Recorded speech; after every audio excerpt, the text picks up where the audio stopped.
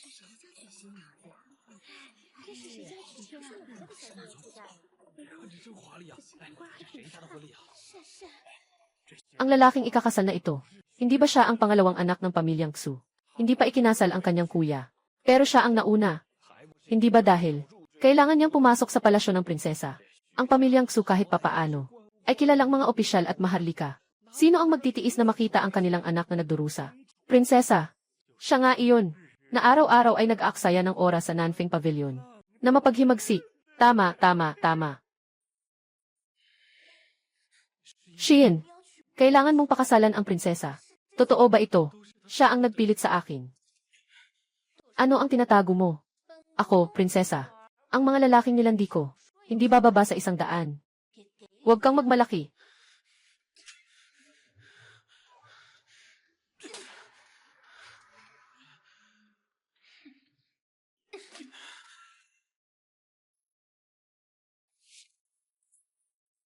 Sobrang labis na siya. Huwag kang mag-alala. Hindi ko talaga hahayaan siyang magtagumpay. Sinabi ni Xian na tutulungan ako, pero malapit na tayo sa palasyo. Ahe, Xian. Ano ito? Hindi ko kayang panoorin na nakikita kang pumasok sa apoy at hindi kumikibo. Ang prinsesa ng dako ay nagkakalat ng masama. Araw-araw na nag-ikot sa Nanfeng Pavilion. Kung talagang susunod ka sa utos ng ama at pakasalan siya, magiging tawa sa buong lungsod ba tayo? Samantalahin mo na, hindi pa dumarating ang karwahe ng prinsesa. Bumalik tayo sa tahanan ng prinsesa at magpakasal. Ngunit may kasunduan ka na kay Rong Yuchen. Bukas ang araw ng inyong kasal. Kung ngayon, ikaw at ako ay magpakasal, hindi ba't ito'y hindi makatarungan sa kanya? Magtiwala ka. Kahit hindi ako pwedeng magpakasal sa dalawang lalaki. Pero sa lihim, magpapakasal pa rin kami. Para lang magmukhang may seremonya, hindi naman masyadong aabala. At saka, mahal niya ako higit pa sa buhay niya. Kahit na maliit na bagay ito, siguradong maiintindihan niya iyon. Naitakda na ang mga gamit. Huwag mong babasagin. Dali. Ginoo. Nakuha na ang damit pangkasal. Nakuha na po ang inyong damit pangkasal. Pero ang prinsesa ng huwes ay sapat nang dalhin na lang dito sa bahay natin. Gusto ko lang sabihin sa'yo ito. Kagagaling ko lang sa bahay ng prinsesa ng huwes. Nakarinig ako ng direkta sa mga alipin doon. Nag-uusap tungkol kina Tsuzai at sa prinsesa ng huwes. Sa kasal nila, matanda ka na rin naman. Kahit ang prinsesa at ang prinsesang bayan ay hindi makilala. Kung sino ang pakakasalan ni Tsuzai, ay prinsesa, hindi prinsesang bayan. Hindi, Ginoo. Talagang narinig ko silang nagsabi. Sige na, magpatuloy ka na, kahit na madali akong kausap. Pero, pagkalipas ng 3 araw, ay ang mahalagang araw ng kasal kay Xian. Ayokong magkaroon ng problema sa panahong ito. Matagal na akong abala, kaya panahon na para makita si Xian.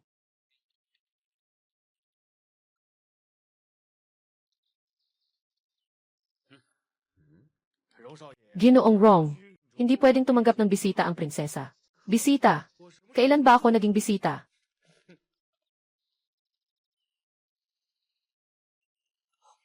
Tula.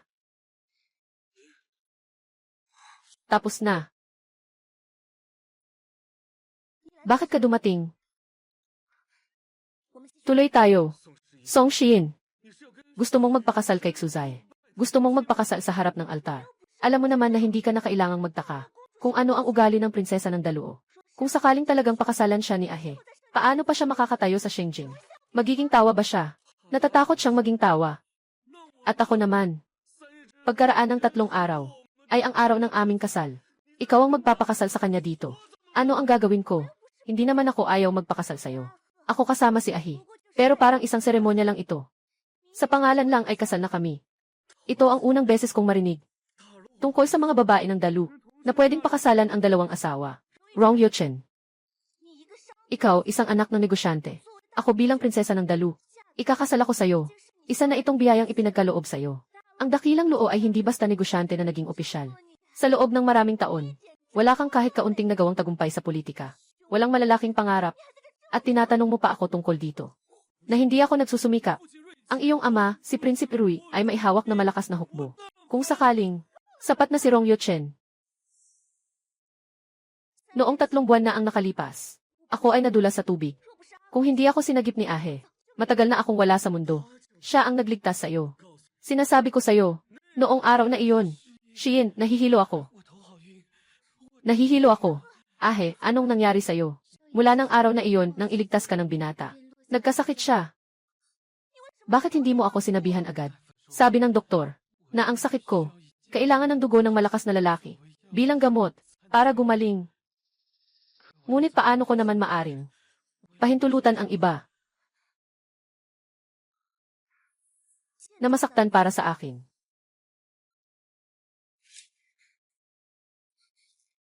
Anong hinihintay mo pa? Bilisan mo na.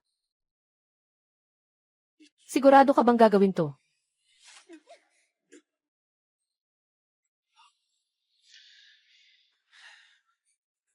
Mahalaga ang buhay.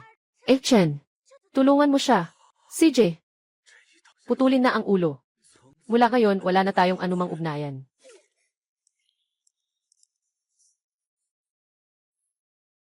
Ahe, inom ka na.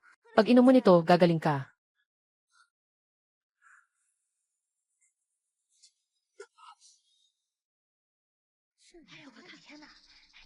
Hindi niya talaga alam.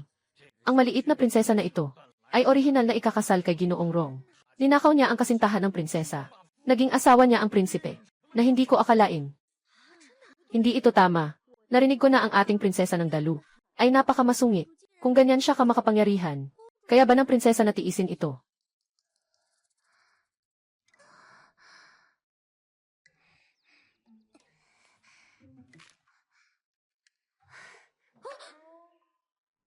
Mahal na prinsesa, hindi tumatanggap ang imbento ng ngayon. Alam ko na. Kung hindi, bakit ako pumasok sa pamamagitan ng pader? Pasensya na, pangkalahatang. Pakiuwi na po kayo. Kahit ano paman, ako ay isang bisita. Mag-inom muna tayo ng tsaa bago umalis. Si Song Shiin ay ang iyong hindi pa formal na asawa. Taksil na siya sa iyo ngayon. Nagpakasal sa iba. Hindi ka ba galit? Maaari namang sabihin ng prinsesa ang kanyang saloobin. Utang ng asawa. Kinuha ni Song Shiin ang aking asawa. Gusto kong bayaran mo ako. Maging aking biyenan. Hindi naman sobra, di ba? Hindi naman sobra. Hindi mo ba naintindihan ang sinasabi ko? Naiintindihan ko. Pakakasalan kita. Ikaw ang nagsabi niyan. 3 araw mula ngayon, ikakasal na tayo. Walang atrasan. Isang salita, isang kasunduan. Song Shiin, kung hindi mo ako pinahahalagahan, ay mag-aasawa na ako ng ibang babae. Walang anuman. Paalam.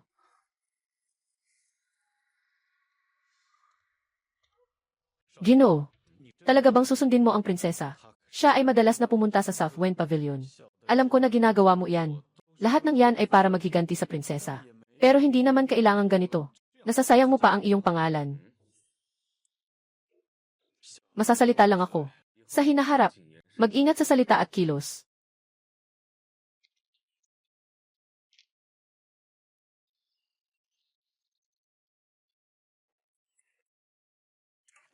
Chen, bagong kasal ang prinsesa. Bakit hindi mo kasama ang iyong asawa sa bahay? Bakit ka nandito sa akin? Noong araw na iyon, medyo nagpadalos-dalos ako. At masyadong matalas ang aking mga salita, na nasaktan ang iyong puso. Ngunit alam mo rin, alam kong malambot ang puso ni He. Siya na naman ang aking tagapagligtas. Hindi ko kayang makita siyang magpakasal sa babaeng hindi marunong sumunod. Kung hindi, masisira ang kanyang buhay. Hindi ko kayang tiisin na masira ang buhay ni Xuzai. Ngunit kayang tiisin na makita akong kasama ang pamilya Rong. Naging tawa sa ibang tao. Prinsesa, ang ating kasunduan sa kasal. Noong nagpakasal ka sa iba, ay tinapos na ito. Sige na, wag nang magpapansin. Ako lang naman, ang nakipagkasunduan muna sa kanya. Hindi nito maapektuhan ang relasyon natin. Bukod pa rito, napag-usapan ko na kay Zahe. Ipagpapatuloy ko pa rin ang kasal natin. Ngunit, hindi muna natin pwedeng ipakita sa publiko ang relasyon natin. Pero huwag kang mag-alala. Kayo-kayong dalawa ang aking mga asawa. Wala akong paboritong sinuman. Ang prinsesa, ang bait mong magsabi niyan. Sa ginagawa mo, at sa sinasabi mong, prinsesa na hindi marunong sumunod sa tama. Anong pinagkaiba? Ang aming pamilyang Rong, hindi namin papayagan. Gumawa ng bagay na nakapapahiya sa pamilya. Isa lamang itong pangalan. Kahit na isa lamang tayong mga minamahal. Hindi kita pababayaan. Bakit mo ako pinapahirapan ng ganyan? Kung sa palagay ng prinsesa, ako ang nagpapahirap sa iyo. Hindi na kailangang mag-aksaya ng salita. Wrong, Yuchen. Huwag kang magpanggap na may kulay ka sa pagje. Sino sa kabisera ang hindi nakakaalam? Mula pagkabata, sinundan mo ako. Handa ka bang iwanan ako? Naniniwala ka ba sa sinasabi mo? Tapos, naniniwala ka ba sa sinasabi mo?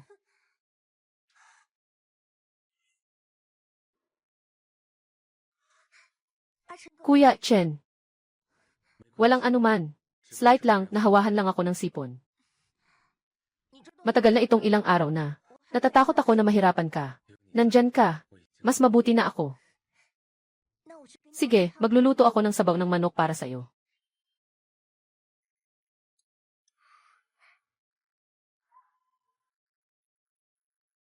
Ang kamay mo. Hindi ito sagabal. Paso lang naman. Xiaoyin. Sa buhay ko, hindi kita bibigyan. Song Xiaoyin. Kilala mo si Xuzaihi. Ngunit 1 taon lang kayo magkakilala. Paano ito naging ganito? Sa ngayon, mukhang ang dating Song Xiaoyin ay talagang namatay na. Nakakainis ka ba? Hindi naman ako. Agad nagpakasal sa kanya. Kailangan mo pa bang gawing ganito kalala? Kahit na maliit ang puso mo at gusto mong magalit, dapat may hangganan. Kung magpapatuloy ka pa rin ganyan, hindi na talaga kita pakakasalan. Tingnan mo nga kung anong nangyayari dito. Sige na. Sige na. Hindi na kita papagalitan. Hindi kayang magbigay ni Zin ng dote. Ikaw ang magbigay ng doble para sa akin. Tapos na ang usapan. Papalitan mo siya sa pagbibigay ng dote. Anong problema? Binibigyan kita ng paraan para makalabas ka. Huwag kang maging walang hiya. CJ, bukod pa dyan, di ba't nakasalalay ka lang? Sa ilang pahirap na pera, kaya ka ganyan kaangas. Agad bayaran ang dowry. Bukas ako na ang magbibigay ng listahan. Diyos ko, naririnig mo ba? Anong tinitingnan mo? Umalis na tayo agad. Ginoo. Ngayon, syempre, bibili na tayo ng regalo sa kasal. Hindi mo ba talaga iniisip ang kung ano? Magpakasal sa prinsesa. Kulang ang ganitong halaga ng dote. 100 perlas mula sa dagat silangan. 100 piraso ng Jiangnan brocade. Mas okay na ito. 10,000 piraso ng ginto. 100,000 piraso ng pilak. Ayos na ito. Kahapon, sinabi pa niyang hindi siya mag-aasawa. Hintayin siyang ikasal kay Xiyin. Ang mga ginto at alahas na ito ay lahat nasa aking bulsa. Yuchenji, ito ang handog mo para kay Xiyin. Hindi. Ayos na. Huwag kang magulo. Kahapon, sinabi mo na ayaw mong magpakasal. Ngayon, ang regalo. Mas mahaba pa kaysa sa lupa. Salita at gawa ay hindi magkasundo.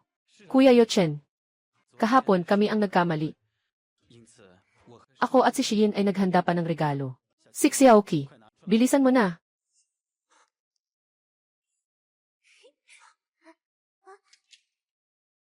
Anong nangyayari? Napaka-misteryoso. Sa susunod na buwan, ikakasal na tayo. Ang araw ng paglipat ko sa bahay mo. Ito, noong panahong iyon, ang alahas na iniwan ng tatay ko sa nanay ko. Ibibigay ko na sayo. Ito ang pamanang jade pendant na ibinibigay ko sayo. Pero bigla mo na lang ibinigay sa iba. Tapos na. Hindi naman ito basta jade pendant lang. Bakit ba? Sige na. Ibibigay ko sayo ang isang regalo. Hindi pa rin ba pwede?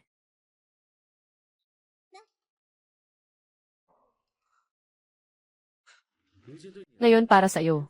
Kahit na lang na magpanggap ka sa akin. Naging mahirap na ba? Ganyang kagandang bagay.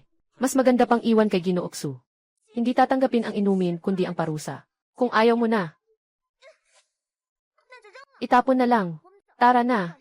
May Lantern Festival pa mamaya. Sandali, Xiyin. May regalo pa akong hindi na ibigay.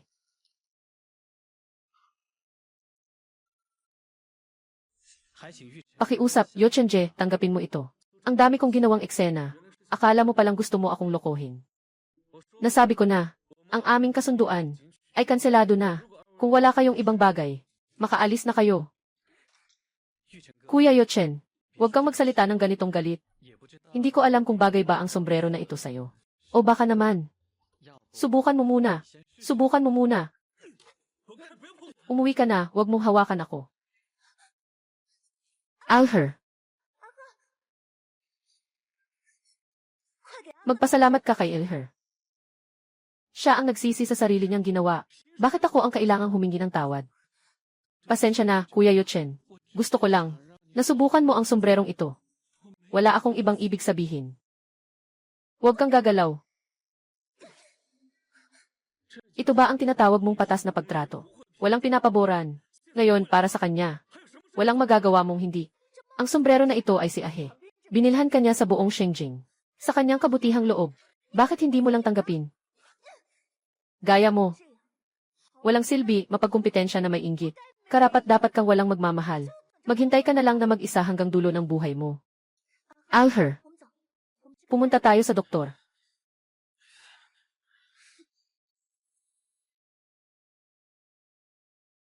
Talagang ganito ako. Kilalanin ang tao sa mukha, hindi sa puso. Salamat sa pagdalo. Sa pagbati sa aking kaarawan. Itong baso ay iniaalay ko sa inyong lahat.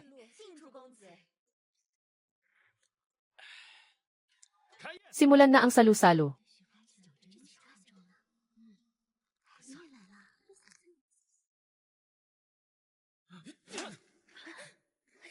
Ikaw na hindi karapat-dapat na pangharap sa entablado, panlabas na asawa. Lumuhod ka sa akin. Napakabagal mo. Nahahadlangan mo ang mga mahalagang panauhin. Kaya mo ba ang responsibilidad na ito? Tigilan mo. Tapos na. Huminto ka. Prinsesa, ako ang nag-aalaga sa aking kapatid na lalaki. Natatakot ako na hindi mo dapat pakialaman ito. Ginoong Xu. Sa kanyang sariling kaarawan, walang habas na pambubugbog sa sariling kapatid. Kung kumalat ito, baka masira ang pangalan ng pamilya Xu. Sa tingin ko ay ayaw din ni Ginoong Xu. Napaglabas niya, tuksuhin siya ng iba. Sige na nga. Ngayon, bilang pagtingin sa, dahil kay Ginoong Rong at sa prinsesa, patawarin kita sa iyong buhay. Umalis ka na. Ayos ka lang ba? Tara na.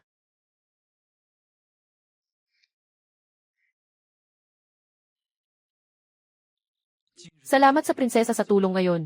Ngunit ako ay tao ng Xumansion. Hindi ako makakaalis. Kaya mula ngayon, madalas na lang kaming pupunta sa iyo. Bilang isang prinsesa ng lalawigan, sigurado akong hindi siya maglalakas loob. Maraming salamat sa iyong kabutihan, prinsesa. Achen, ngayon ay kasabay ng pista ng mga parol. Kung hindi dahil pinilit ako ng ama ko, dapat matagal na tayong nagpalutang ng mga parol. Tara! Ito. Kunin lahat. Dalawa lang tayo. Hindi naman kailangan ng ganito karaming hiling. Tulungan mo si Ahe na humiling din niya.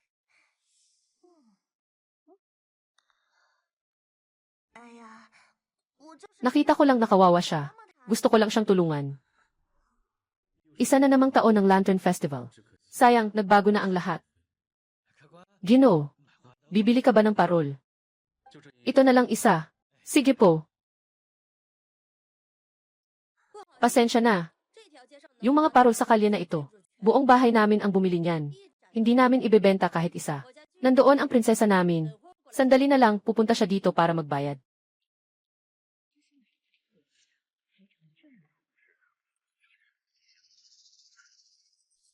Tapos na. Talagang malaki ang kamay ng prinsesa namin. Sabi nilang bumili siya ng buong kalye ng mga parol para mapatahimik ang kanyang asawa. Para lang mapatahimik siya. Pero hanggang doon lang. Noong nakaraan, ang prinsesa ay nagsakripisyo para sa kanya. Para mapahiya ang prinsesa. Kung hindi dahil sa kanyang ama, na si Haring Prinsep.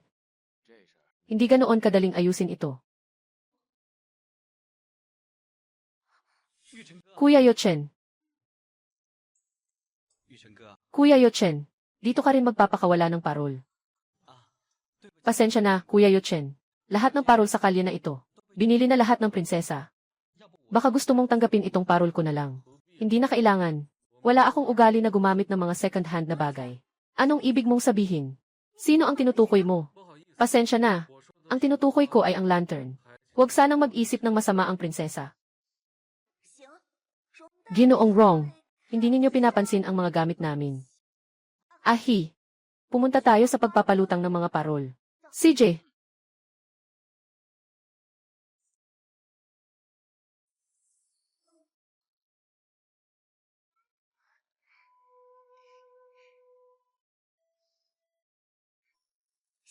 Sana kami ni Achen ay makasama sa bawat buhay. Hanggang sa pagtanda.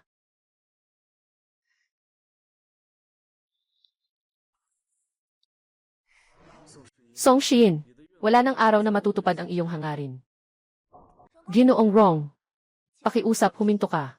Tapos na. Pakiusap huminto ka. Ito ang prinsesa. Dinala ko siya mula sa palasyo.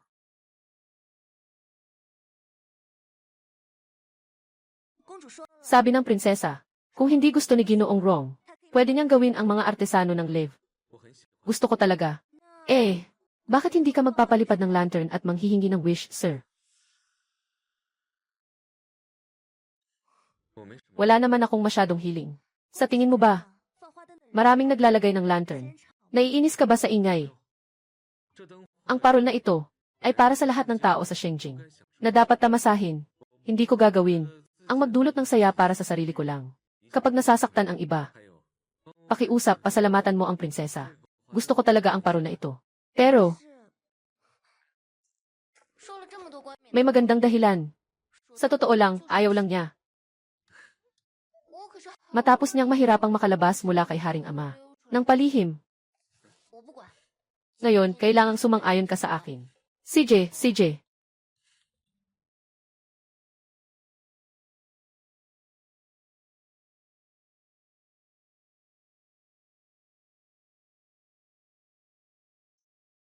Naway si Rong Yuchen. Naway maging payapa at maayos ang natitirang buhay. Anong hiling ang ginawa mo? Kaharian ng prinsesa. Sabihin mo ang hiling mo. Kapag sinabi mo, hindi na ito matutupad. Totoo ba iyon? Maliit. Sige, magtatanong ako ng isang pwedeng sabihin. Ang hiling mo, may kinalaman ba sa akin? Ako. Tapos. Ako. Alam ko, ginawa mo ito para sa paghihiganti kay Song Shiin. Kaya pinili mong pakasalan ako. Sana matapos na ang gulo na ito. Makapag-asawa ka ng taong tunay na mahal ka. Alam ko na. Prinsesa.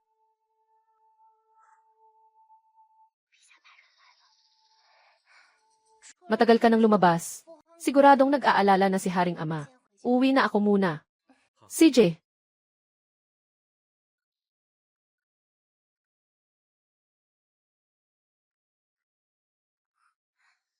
Sige na.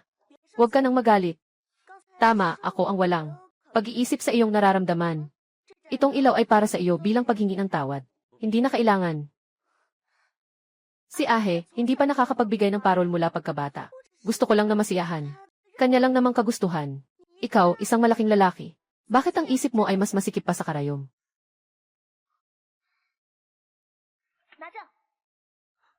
Nagtanong na ako sa iba. Magandang araw para sa kasal bukas. Nangako akong pakasalan ka. Hindi ako bibitaw sa aking salita. Pero alam mo rin naman, ninakaw ko ang halik ng prinsesa at nagpakasal kay Xuzai na naging usap-usapan sa buong bayan. Dahil dito, ang aming seremonya ay magiging simple na lamang. Sabi ko na ito ng maraming beses.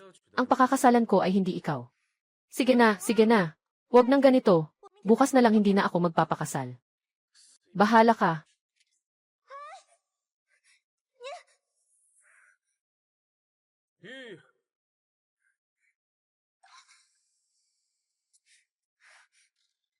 Rong Yuchen, di ba sinabi ko na sa'yo? Bakit ang laki ng gulo? Gawin mong ostentatious. Tapos na. Ikaw lang ang aking minamahal. Huwag niyo nang pababain pa sila. Song Shiin, sinasabi ko na maraming beses. Kinansela na ang ating kasunduan. Ang lalaking pakakasalan ko ngayon. Sige na. Kung magpapatuloy ka, talagang magagalit na ako. CJ. Huwag kang magulo. Si Ahe ay aking kabiyak. Sinabi ko na rin sa iyo, kayong dalawa ay pareho kong asawa. Wala akong pinapanigan. Wala lang akong Para lang sa'yo ang titulo. Gigil na gigil kang maupo sa trono. Pasensya na. Pakihintay ka muna.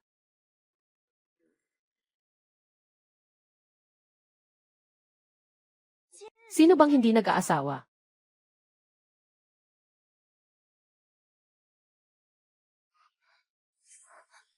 Rong Yuchen. Sobra ka na talaga. Naghahanap ka pa ng tao para makipag-arte sa'yo. Gusto kong makita kung sino ang nangahas agawin ang tao ng prinsesa kong ito. Kalatang, na nangahas magpakita ng kawalang galang sa kanyang kamahalan ang prinsesa. Kanyang kamahalan ang prinsesa. Sinasabi mo ba na ang tao sa loob ng palad ay si Luok Xingxiu?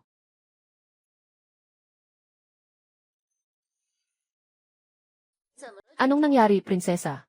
Muling mong gustong agawin ang aking kasal. Talagang pakakasalan mo siya. Galit. Tapos, talagang pakakasalan mo siya. Rong Yucheng. Huwag mong akalaing nag-aartista ka lang para magpanggap. Maniniwala ako sa'yo. Haring prinsesa, noon ay ninakaw ko ang iyong kasal. Ako ang may kasalanan. Ngunit ang nangyari ngayon ay pribadong usapin namin ni Achen. Sana huwag kang makialam. Song Xian. Paulit-ulit mong kinukuha ang aking asawa. Binibigyan ba kita ng respeto? May kasunduan ako kay Achen. Payo ko sa'yo, huwag kang makialam at magdulot ng gulo. Pero nandito ako ngayon. Hindi para mag-arte, kundi para magpakasal. Sabi mo nga, di ba? Hindi mo pa ba naiintindihan? Siya ang aking asawa. Siya ang pakakasalan ko. Siya nga. Paano ito pwedeng mangyari? May kasunduan tayo. Paano mo siya pakakasalan? Alam ko, binibiro mo lang ako. Nauna kayong nagpakasal kay Ahe. Pero hindi mo rin siya pwedeng pakasalan. Anong klaseng tao siya? Masisira nito ang iyong pagpapalakas loob. Bilang isang prinsesa lang, ay karapat-dapat ka bang magmungkahi sa akin? Song Xian, alam kong malinaw kung ano ang ginagawa ko. Pinakasalan ko siya, hindi ito dahil sa isang biglaang pagnanais. Kung talagang para sa ikabubuti ko, huwag ka nang magalit. Ginoo, naiintindihan mo ba? Prinsesa, Prinsip, dumating na ang oras. Kailangan na rin nating umalis. Chen, sumama ka sa akin. Hindi ko papayagang pakasalan ka niya. Tapos na. Di kaya ang prinsesa, gusto pa rin bang agawin ang kasal? Anong magagawa niya? Huwag mo akong sisihin kung hindi kita bibigyan ng mukha. Pasensya na. Ikaw. General na babae, hindi ka pa ba aalis? Ngayon, nandito ako. Huwag mo nang isipin pang magpakasal kay Chen. Prinsesa, noong nakaraan dahil sa usapin ni Xugongzi, nainis na siya sa'yo. Ngayon, si Prince Rui mismo pa ang lumapit, pero hindi pa rin masosolusyonan. Huwag kang magpadalos-dalos, prinsesa. Pag-usapan natin yan pag-uwi na lang. Lumayo ka. Sama ka sa akin. Ano man ang gawin mo, papayag ako. Ano man ang gawin mo, papayag ako. Ano man ang gawin mo, papayag ako. Sana, hindi ka na muling magpakita sa aking mundo.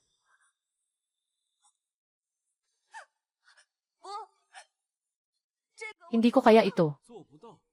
Bakit ka pa nangako? Hari ng prinsesa, matagal na tayong nandito. Nasayang ang oras. Hindi dapat maantala ang tamang oras. Chen. Achin, huwag kang aalis. Achin, bumalik ka. Achin.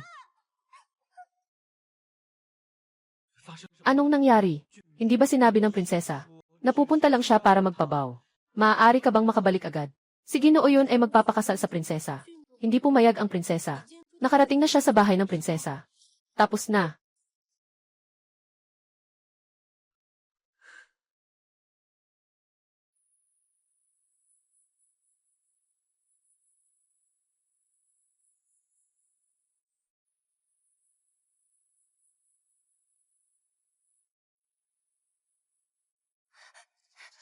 Chen.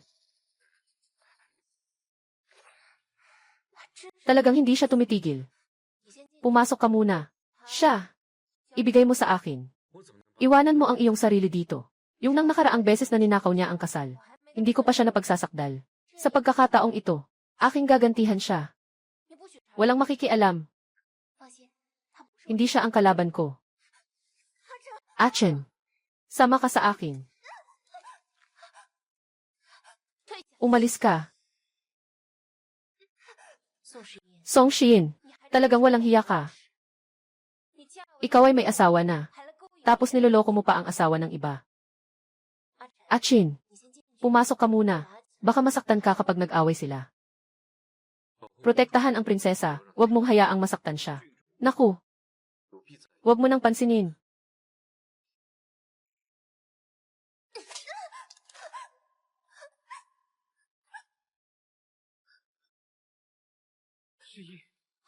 CJ, nagtitipon na ang mga traidor at mga masamang babae. Ngayon, bibigyan ko kayo ng magandang leksyon. Tapos, ngayon, bibigyan kita ng magandang leksyon. Hindi pwede. Hindi.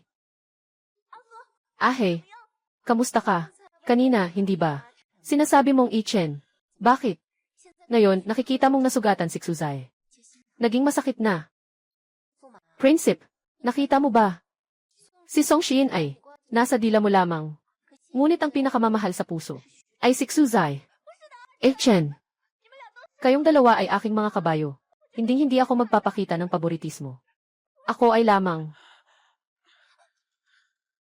Ahe, kumusta ka? Hindi ba sinabi ko sa'yo? Manatili ka lang sa bahay at maghintay sa akin. Ako lang. Ayaw ko. Napasanin mo. Alam mo ba na ganito ka pumunta? Makakasira ito sa akin. Tapos na ba kayo sa iyakan? Kung gusto niyo namang manatili dito. Ayos lang. Dito na lang kayo nakaluhod. Habang ikinakasal ko si Haring at ang aking asawa. Huwag. Achen. Tara na. Achen. Achen. Pakawalan mo ako. Achen. Pagbati ng mag-asawa. Achen. Hindi.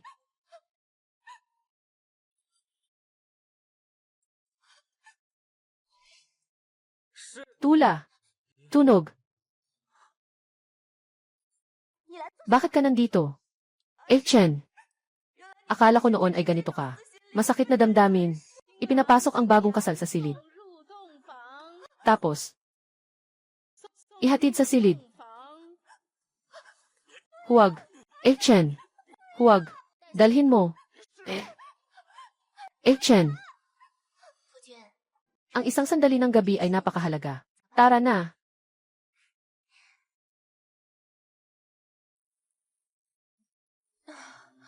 Ang bigat talaga. Tama nga. Ngayon, hindi nakarating ang aking ama. Dahil sa isang mahalagang bagay sa palasyo. Biglang may mahalagang usapin. Pero bakit hindi rin nakarating ang iyong ina? Siya. Ina. Dapat na tayong umalis. Hindi pupunta. Kung gusto mo, na maging asawa ng kilalang prinsesa.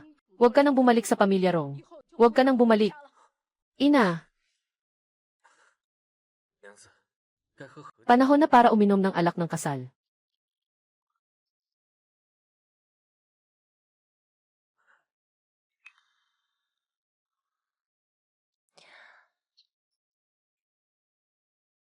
Naiintindihan ko na.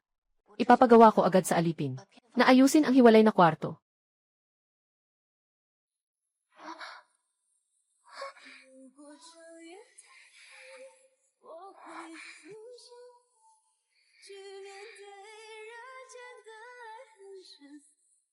Tapos na.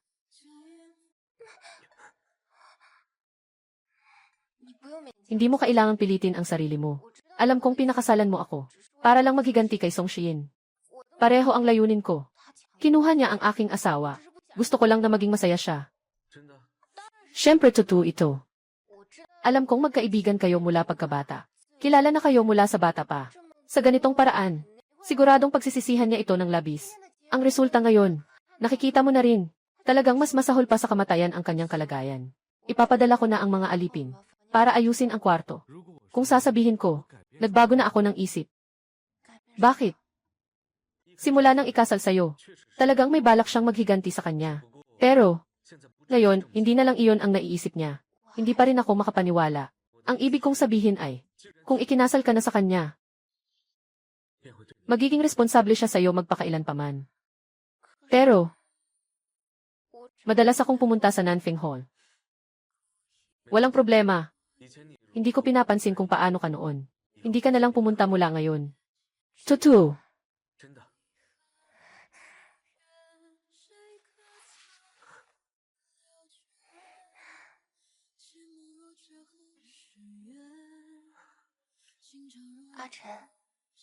Hindi kita pababayaan. Napagsisihan mo ang pag-aasawa sa akin.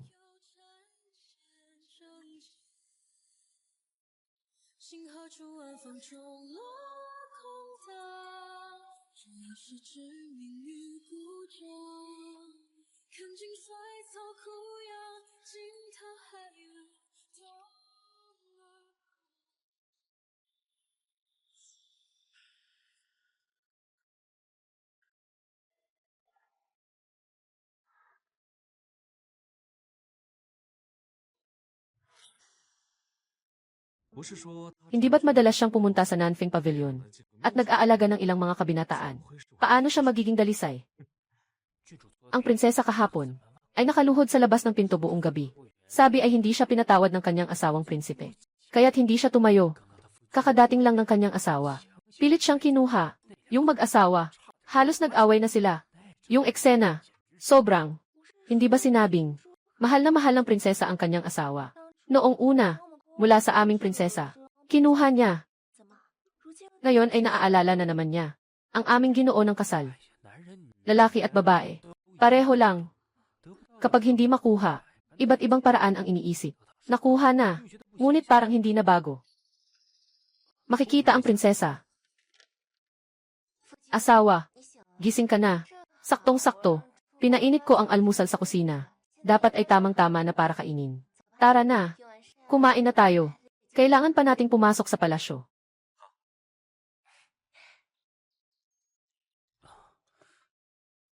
Itong sabaw ng manok ay ako ang nagbantay habang niluluto.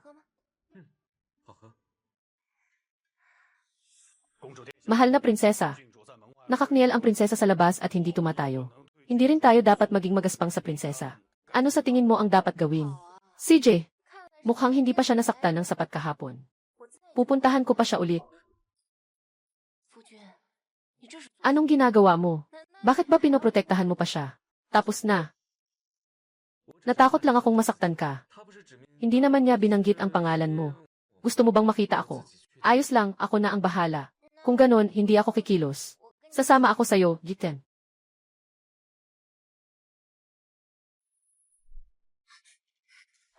Chen, alam ko na. Hindi mo kayang makita akong nagdurusa. Kneel properly. Walang kahit anong sinseridad. Look sings you.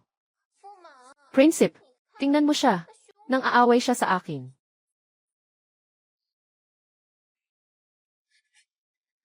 Chen, alam ko talagang nagkamali ako. Talagang nagsisisi ako. Noong panahong iyon, hindi ko inisip ang iyong nararamdaman. Maaari mo ba akong patawarin? Anong pinagsisisihan? Pinagsisisihan mo ba na kinuha mo si Exile?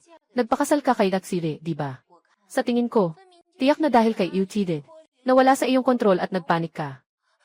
Gusto mong lahat ng lalaking nagmamahal sa'yo. Habang buhay ay umiikot sa'yo. Hindi man lang tinitingnan kung karapat dapat ka ba. Lok sings you. Prinsip, muli siyang nagagalit sa akin. Natatakot ako. Sige na, pinagtanggol mo na ako. Ang natitira, ako na ang bahala. Song Shin, magtatanong lang ako sa'yo. Kaya mo bang makipaghiwalay kay Xuzai? Kailangan kong pag-isipan. Sige na, huwag nang mag-isip pa. Sagot mo na ba na hindi? Pero gusto kong sabihin sa'yo. Isang bagay, 3 buwan na ang nakalipas. Yung taong bumaba sa ilog para iligtas ka. Ako yun. Anong?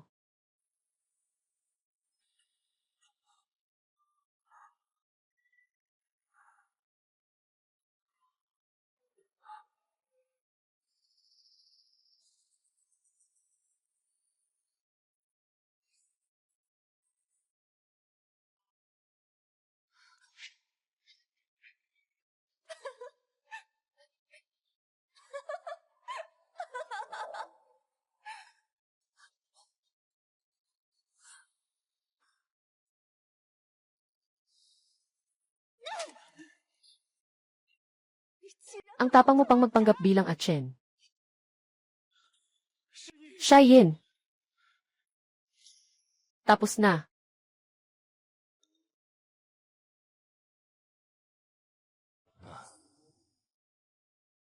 Dumating na sina Zhuer at ang prinsipe. Papasukin mo sila. Ako, si Rong Yuchen. Mabuhay ang aming hari. Isang pamilya tayo. Walang anuman dito. Aking mabait na anak na babae. Halika na rin. Kahapon ay ikinasal si Zhuer. Dapat ay makasama kayo. Para magsaya. Sayang naman. Ang laban sa hilaga ay lalong umiinit. Nakasara ang kanal sa yelo. Mahihirapan ang mga bangkang gawa sa damo. Naharang muli ang daloy ng pagkain militar. Matagal nang ubos ang pagkain ng mga kawal sa hilaga. Kung magpapaliban pa tayo, hindi matiyak ang takbo ng laban. Ako'y abala at naguguluhan talaga. Talagang nahihirapan akong mag-concentrate. Mahalaga ang mga gawain ng bansa. Naiintindihan ko, anak. Mahal na hari. Maaari ko bang malaman kung pagkatapos ma-freeze ang kanal? Mayroon pa bang ibang paraan para sa supply? Ngayon ay unti-unting nililipat na sa lupa ang ruta. Ngunit ang malalakas na nyebe ay nagsasara ng mga bundok. Kailangang maglibot pa ng libong milya. Mahihirapan pa ring lutasin ito. Isang kagyat na problema. Hari, may isang plano ako na makakapagpadala ng pagkain nang mabilis sa harap ng digmaan. Kung hindi makakausad ang mga bangkang pang-transportasyon, mas mabuting gamitin ang yelo bilang daan. Maglakad gamit ang yelo. Noong bata pa ako, lumaki ako sa hilaga. Nakita ko ang mga lokal na tao. Nagpapadala ng kalakal gamit ang barkong yelo. Mas mabilis kaysa sa lupa. Kung para sa mga rekurso ng militar, maglagay ng mga tabla. At gumawa ng mga yelong sapatos para sa mga kabayo. O baka makatulong sa agarang pangangailangan. Magandang plano. Pumunta. Ipahayag ang aking utos. Sundin ang paraan ng kabayo. Aking anak, talaga bang nakahanap ka ng magandang manugang para sa akin? Malinaw na ang pagtatalaga sa departamento ng digmaan. Salamat, hari. Ngunit, nangako na ako sa prinsesa na makakasama ko siya habang buhay. Naiintindihan ko na. Ako, ipapasa kita sa isang posisyon. General Ning Chuan, pwede ka namang maging isang walang sawang general. Ganito ang pakikitungo mo kay Zhuer ko. Tama na ang pagkakatugma ng kanilang mga katayuan. Maraming salamat sa iyong kabutihan. Masaya ang aking ama. Kakatapos lang ni Zhuer magpakasal. Huwag ka nang manatili dito. Pumunta ka sa tahanan ng Rong at maghain ng tsaa para sa biyenan. Tapos na.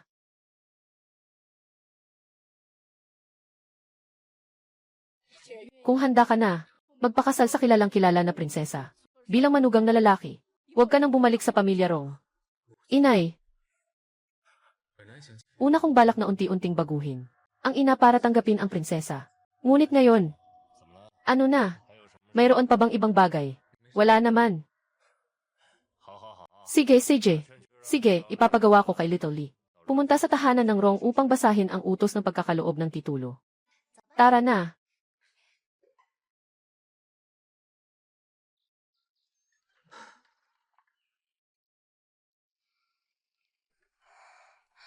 Sige ng Rong baay. Hindi ako gusto.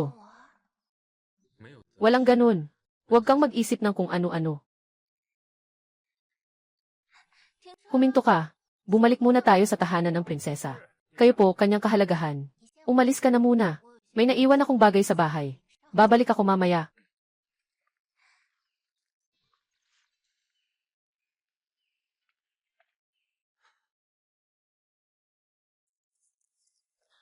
Ginoo. Mukhang matindi ang loob ni inay. Gusto niya akong takutin agad. Pasensya na po sa inyo. Ipabatid niyo kay Jianvi. Rong, sabihin niyo na ang anak na lalaking anak ni Rong. Prinsesa at ang asawa ng prinsipe. Si Rong Yuchen ay gustong makipagkita. Sa matandang babae, ayaw niyang makipagkita sa inyo. Kasalukuyan siyang nakikipag-usap sa prinsesa. Masyadong maingay. Anong sinasabi mo? Nandoon si Song Xian. Tapos, anong sinasabi mo? Nandoon si Song Xian. Ginoo. Talagang hindi ka pwedeng pumunta. Ginoo ng ginang. Ayaw niyang makipagkita sa'yo. Tita, tikman mo nga. Maganda ang tsaan na ito. Ito ay ang sentiya mula sa Changsao. Ito ay personal na ipinagkaloob ng hari. Mayroon pa kaming isang garapon sa bahay. Kung magugustuhan ni tita, dadalhin ko sa inyo pagdating ko. Ikaw na batang yan. Talagang lalo kang nagiging kaakit-akit.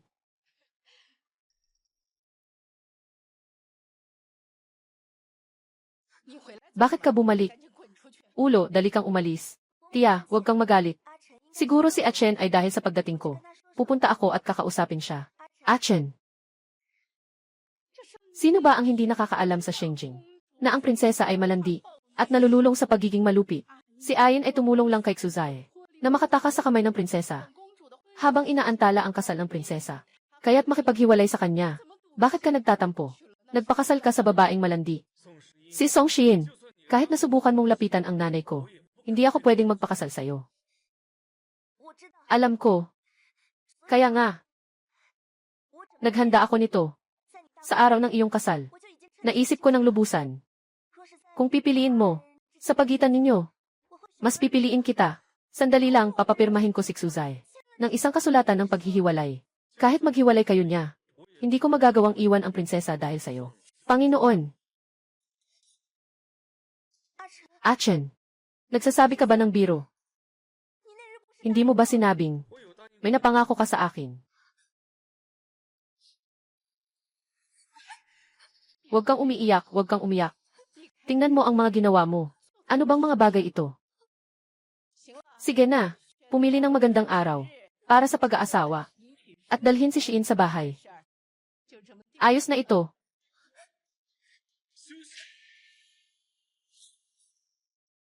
Ikaw, anak na Suwail. Anong sabi mo? Sabi ko, hindi ko pakakasalan si Song Xiin. Sa puso ko, si Luok Xingzu lang ang mahal ko. Ikaw, pinapagalitan mo ba ako? Bakit ako ipinanganak? Ikaw na isang di mapaggalang na anak. Ina, kung alam mo lang, na ibinigay ni Song Xiin sa kanya ang aking jade pendant. Kay Xuzae, papayagan mo pa ba siyang pumasok? Anong sinabi mo? Pamanang jade pendant. Ang mga alaala ng tatay mo ay ang mga alaala ng tatay ko. Sabi niya noon, na itong jade pendant, kailangan ibigay sa taong minamahal mo. Laging nasa puso ko ang utos niya. Isang buwan bago ang kasal, iaalay ko ang jade pendant na ito. Ibinigay kay Song Xiin. Agad siyang lumingon at ibinigay ang jade pendant. Kay Xuzae, totoo nga ito. Hindi lang iyon. Pinahiya pa niya ang anak. Kinuha niya ang jade pendant, at sa akin lang ibinigay. Isang sirang kahoy na hairpin, at isang berdeng sombrero. Kung mas malambot pa ang puso ng anak, mas lalo niya akong hahamakin sa harap ng lahat. Pipilitin akong lumuhod, at humingi ng tawad kay Xuzae. Kung hindi naniniwala ang ina, dapat nandyan pa rin ang hairpin sa labas ng bahay. Magpapadala ng tao para alamin agad. Pumunta ka at tingnan.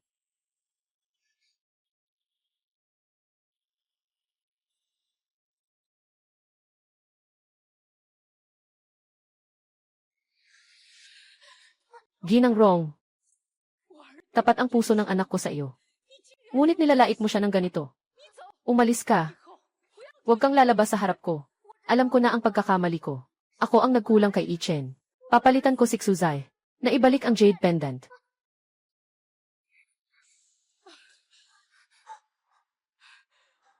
Ina, anak. Huwag mo ring sisihin ang iyong ina. Akala ng ina na kayong dalawa ni Iyin ay magkasama mula pagkabata.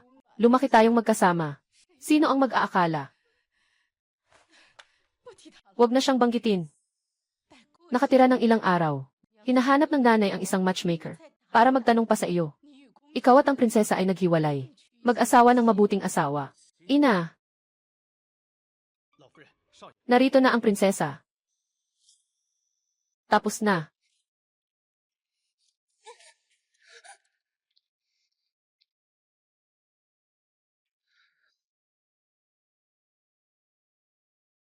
Ginang Rong, ikinagagalak kitang makilala.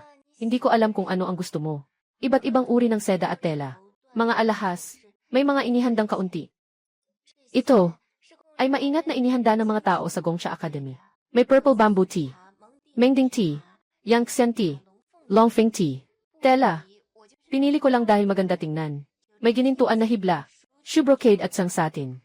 Kung magugustuhan mo, ipapadala ko agad ang mga mananahi sa palasyo para gumawa ng damit para sa'yo. At mga alahas, naging mapagbigay ang prinsesa. Paumanhin, wala akong swerte para tanggapin ito. Patawarin po, ginang. Ang taong mababa ay talaga namang mababa. Ano pa ang silbi ng dami ng regalong ito? Hindi pa rin napapasaya ang biyenan. Hindi rin ako. Isang malupit na biyenan na nagpapahirap sa manugang. Base sa mga regalong pinili ng prinsesa. Alam ko rin ang mga usap-usapan sa labas. Hindi ito mapagkakatiwalaan. Ngunit ano? Ang aming pamilya ay isang pamilihang negosyante. Ang prinsesa ay isang taong maharlika. Talagang hindi karapat-dapat ang aking anak sa iyo. Ikaw ay nagpakumbaba at nag-asawa sa aking anak. Hindi maiiwasang maramdaman ang pagkadismaya. Bakit hindi tayo maghanap ng araw? Para maghiwalay na.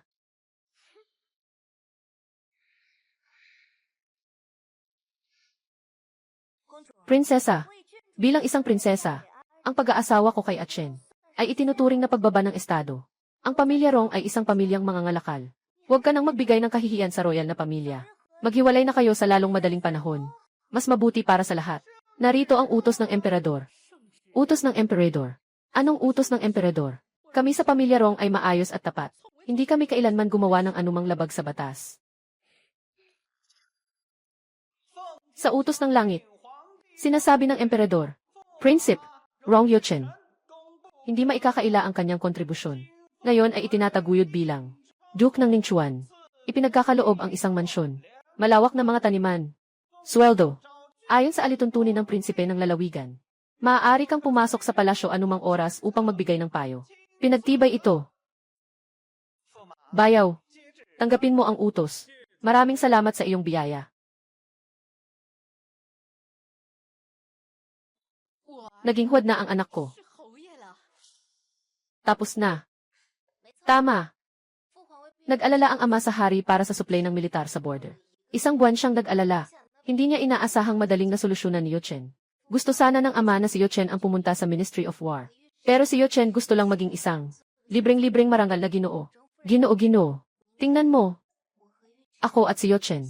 Ngayon ay talagang angkop na mag-asawa. Ito.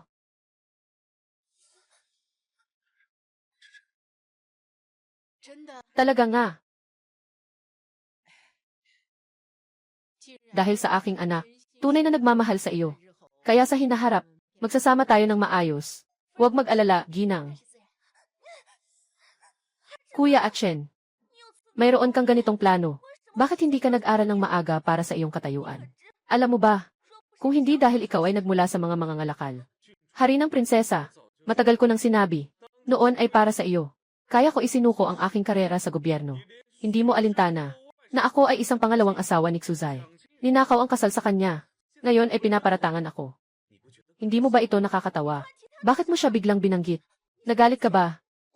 Ibinigay ko sa kanya ang jade pendant, di ba? Babalik na ako ngayon.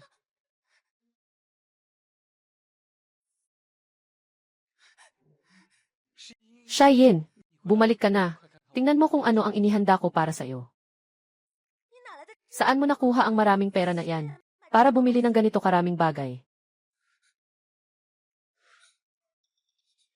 Nasaan ang jade pendant? Anong jade pendant? Yung sinabi mong regalo ni Rong Yuchen sa'yo. Nawala ko na. Ako'y isang malaking lalaki. Walang masama kung kaunti ang dekorasyon. Lahat ng perang kinita ko ay ginastos ko sa mga alahas na ito para sa'yo. Tingnan mo, gusto mo ba? Sino ang pumayag na galawin mo ang mga bagay niya? Xiayin. Anong nangyari sa'yo? Hindi marunong gumawa ng tama. Pero sobra sa paggawa ng mali. Noon, talagang bulag ako. Kaya ako nang agaw ng bride.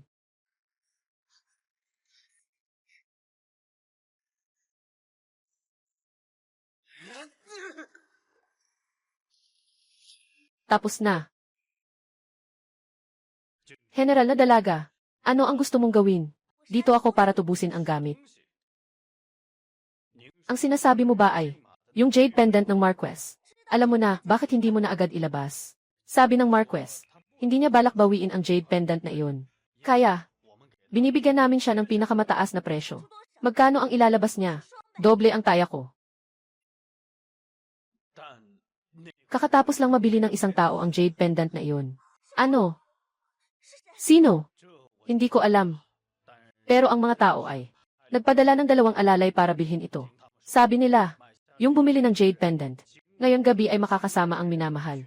Pupunta sa Tandang Puso Bridge para maghanging ng padlock ng pagmamahalan. Prinsesa, Kung gusto mong makuha ang jade pendant na iyon, maaaring pumunta ka ngayong gabi sa Tandang Puso Bridge para tingnan. Tandang Puso Bridge.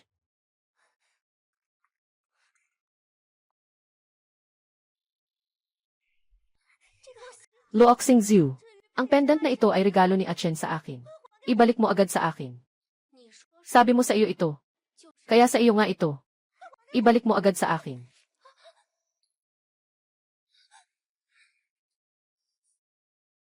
Nabasag mo pa ang pendant. Ito ay isang pamanang kayamanan ni Achen. Iyong pamana, Luoxing Zhu. Wala siyang pagpapahalaga dito. Nabasag pa niya ito. Chen, hindi ko sinasadya. Talagang mahalaga ito sa kanya. Ito ay isang pamana. Gusto kong ayusin. Mahirap iyon. Sayang kapag nasira ang isang bagay. Pero kung masaktan pa ang tao, hindi ba mas lalong lugi tayo? Tara. Pupunta tayo para magbitin ng kandado ng puso.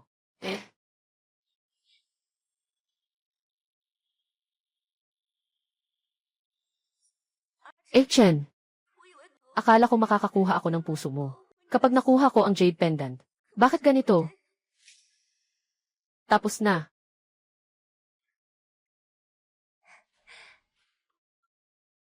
Subukan mo ito. Sabi ko, lumaki ka sa Hilaga. Ito ang hinanap ko ng espesyal. Lutuing ginawa ng kusinero sa Hilaga.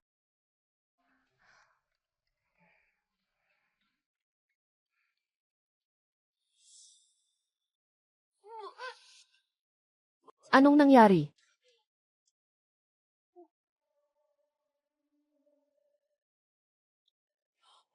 Maligayang bati, prinsesa. Maligayang bati, Ginoo. May balita kang masaya, prinsipe. Talaga. Tiyak na tiyak. Bituin at bamboo. May anak na tayo. Masyado pa siyang bata. Narinig ko, ang amulet ng Jinggo ang temple ay pinaka-epektibo. Pupunta ako para humingi ng isa para sa iyo.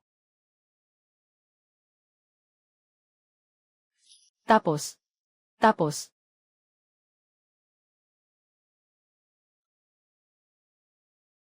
Naway maging ligtas at maayos ang prinsesa at ang bata. Pagpalain tayo ng mga Diyos.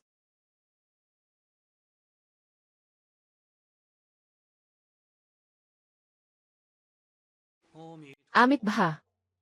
Ano ang iyong hinihiling, Ginoo? Para sa aking asawa sa bahay. Naghiling ako ng isang talisman ng kaligtasan. Kailangan pa itong basbasan ng abot. Kasulukuyan siyang nakikipagpulong. Kailangan pang maghintay ng kaunti. Kung hindi po kayo mamasamain, maari po kayong samahan ng inyong lingkod para kunin ang anting-anting. Pakiusap.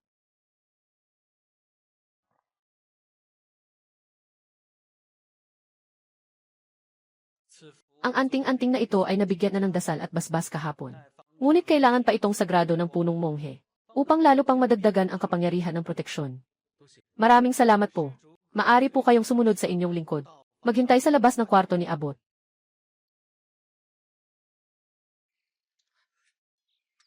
Hindi makuha si Achen. Anong silbi pang buhay ko pa? Mas mabuting mag-ayos na lang ako ng buhay bilang nun. Sobrang lalim ng kanyang pag-iisip. Hindi pa tapos ang mga alaalang ito. Hindi naman palaging maganda ang magnun. Si Song Shin ay magbibinata na. Tapos na. Amitabha. Masyadong malalim ang pagnanasa ng nagbigay. Hindi pa natatapos ang mga ugnayang makamundo. Ang pagpasok sa monasteryo ay hindi palaging mabuti. Ano ang gagawin? Dahil hindi makuha ang hinahangad. Tao. Hindi rin makakawala. Kailangan bang magdusa sa buong buhay? Hirap makuha. Hindi makakawala. Lahat ay dahil sa puso na ayaw bitawan. Ginoo. Kung magpupumilit kang labagin ang tadhana, baka mas marami ang mawawala kaysa dati. Sino?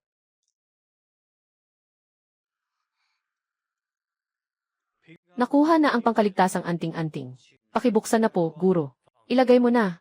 Hindi pa tapos ang ating ugnayang espiritual. Bumalik ka na lang mamaya.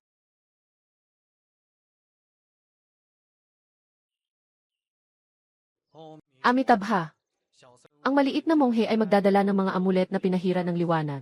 Sa tahanan ng prinsesa, walang dapat ipag-alala ang tagapagbigay.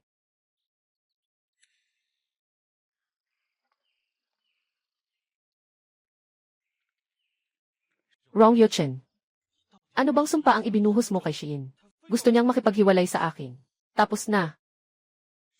Rong Yuchen. Ano ba talaga ang sinumpa mo kay Shiin? Ayaw niyang makipaghiwalay sa akin. Mas igalang mo si Lord Marquis. Lord Marquis. Bakit siya naging Marquis? Anong ginagawa nila? Hindi ko alam. Kuya Yucheng, pakiusap, tulungan mo ako. Ibalik mo si Shiin sa akin. Kung wala siya, hindi na talaga ako makakaya. Hindi ako. Kung hindi mo ako papayagan, hindi na ako gagalaw. Tunay na karapat dapat kayong mag-asawa. Kahit pa sa paraan ng pag-aaway. Pareho kayo. Song Shiin, ay isang bagay na nangyari na sa akin noon. Mga bagay ninyo mag-asawa. Wala akong kinalaman dyan. Pero simula nung ikasal siya, ayaw niya akong hawakan. Pilit pa niyang makipaghiwalay sa akin. May prinsesa ka na. Pwede mo ba siyang ipasa sa akin? Kung totoong nagsisisi ka, pwede ka pang pumunta sa Jingo ang temple ngayon. Ano? Xuzai, hindi ka pa ba nahihiya? Kuya, wala akong ganitong kapatid. Isang babae na parang mamamatay na. Talagang pinahiya tayo. Ng pamilya Xu. Magsiuwi ka na sa akin. Nasa templo pa si Shiin. Magstay ka lang ng maayos sa bahay ni Xu. Huwag kang pupunta kahit saan. Kuya Yuchen, tulungan mo ako.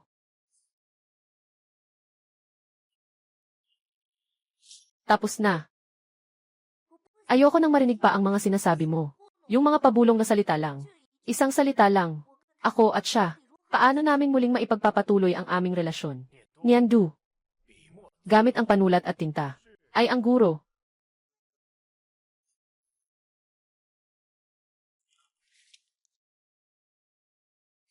Laman ang kalawakan sa loob. Kung magagawa mong magpahayag sa sarili, ang problema ay malulutas mo rin.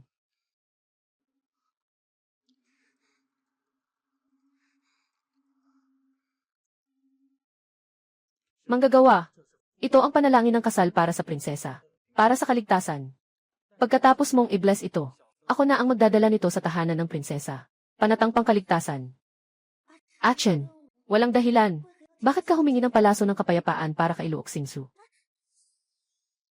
Ang hawak mo ay ang palaso ng kapayapaan na hiniling ng prinsipe para sa prinsesa. Tama. General na prinsesa. Bakit siya humingi ng palaso ng kapayapaan? Huwag mong kalimutan. Ako ay prinsesa. Dapat mong malaman. Kung mapapagalitan si Prinsipe Rui, anong mangyayari sa kanya? Ginoo ng prinsesa. Ako ay nagdadalang tao. Ano? Kung makakaunawa, mababawasan ang problema. Mayaman ang kaalaman. Ganito pala iyon. Ang amulet na ito, ipapadala ko sa tahanan ng prinsesa. Ang nangyari ngayon, huwag mong sasabihin sa kahit kanino. Alam ko na, guro. Luok Xingsu. Ikaw at ang batang nasa tiyan mo. Tiyak na mamamatay. Pag namatay ka, si Achen ay akin pa rin. Sino ka? Nandito ako para dalhan si Ginoong Hao at ang prinsesa ng amulet ng kapayapaan. Hindi ba't sinabi ni Ginoong Hao na may isang maliit na monghe na magdadala nito? Nang nasa kalagitnaan na siya ng daan, bigla na lang siyang sumakit ang tiyan. Kaya ipinasa niya sa akin na dalhin ito. CJ.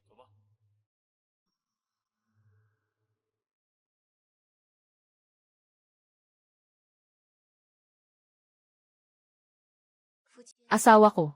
Napakabuti mo sa akin. Sino ba ang nagsabing ikaw ang aking asawa?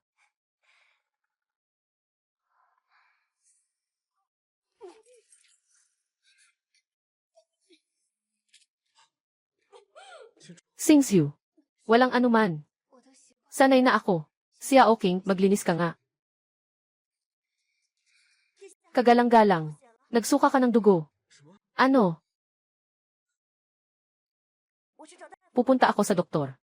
Hindi pwede. Kailangan kong pumunta sa palasyo. Kukunin ang mediko para tingnan. Huwag kang mag-alala ng labis. Wala akong nararamdaman. Ngayon ay buntis ka na. Kailangan mong mag-ingat ng kaunti. Magpahinga ka lang sa bahay at maghintay sa akin.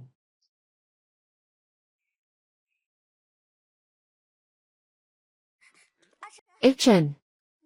Alam mo ba, prinsesa, bakit sobrang seryoso ang pagkakasakit niya? Dahil ito ay dahil sa sobrang dumi niya. Hindi ikaw ang batang iyon. Hindi niya alam kung kaninong lalaki siya. Naglalakas loob na insultuhin ang prinsesa.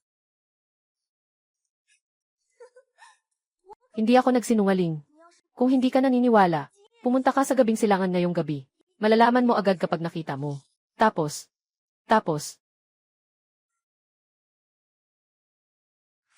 Ginoo. Singzhu. Ito ang pinakamagaling na manggagamot sa palasyo. Sa kanyang reseta, mabilis kang gagaling.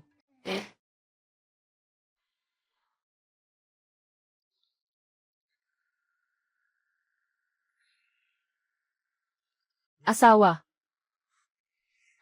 Hindi ako nagsinungaling. Kung hindi ka naniniwala, pumunta ka sa Nanfeng Pavilion mamaya. Malalaman mo. Ano sa tingin mo? Tama ba ang sinabi ko? Wala siya sa bahay, di ba? Kahit na wala siya sa bahay, hindi siya maaaring nasa Nanfeng Pavilion. Sa ganung lugar, kung hindi siya pupunta sa Nanfeng Pavilion, bakit hindi siya nandito sa oras na ito?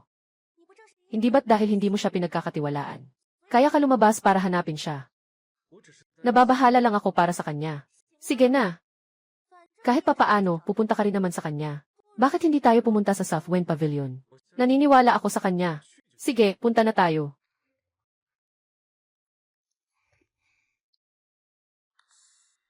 Ay naku, kagalang-galang na prinsesa. Dahil nandito ka na, samahan mo pa kami maglaro ng kaunti. Tara na ulit. Tapos na. Hindi ba tama ang sinabi ko? Ay naku. Dahil nandito ang prinsesa, samahan mo pa kami maglaro ng kaunti.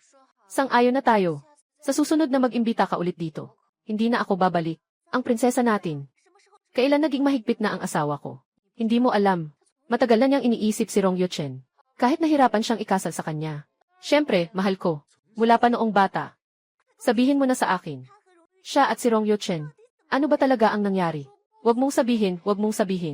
Alam mo pa ba? Noong bata pa siya. Yung pagkakataon na umalis siya sa palasyo ng lihim. Ito ang kanyang unang paglabas mula sa palasyo. Saktong nakatagpo siya. Nang tumakas na si Rong Yuchen. Akala niya ulila ito. Binigyan pa nga niya ito ng isang piraso ng pilak. Sabi na nga ba, huwag nang pag-usapan. At ano ngayon? Pagkatapos ay umuwi na si Rong Yuchen. Araw-araw siyang umaakyat sa pader ng ibang tao. Akala ng mga tao ay may multo sa bahay. Natakot si Rong Yuchen. Hindi na siya makatulog. Hindi niya inaasahan.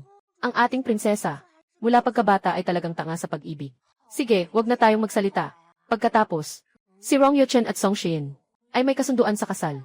Umiiyak pa siya ng ilang araw. Akala ko ang multo noong bata pa siya. Ay siya pala. Naalala ko. Noong time na ginuhit mo ang buong bahay.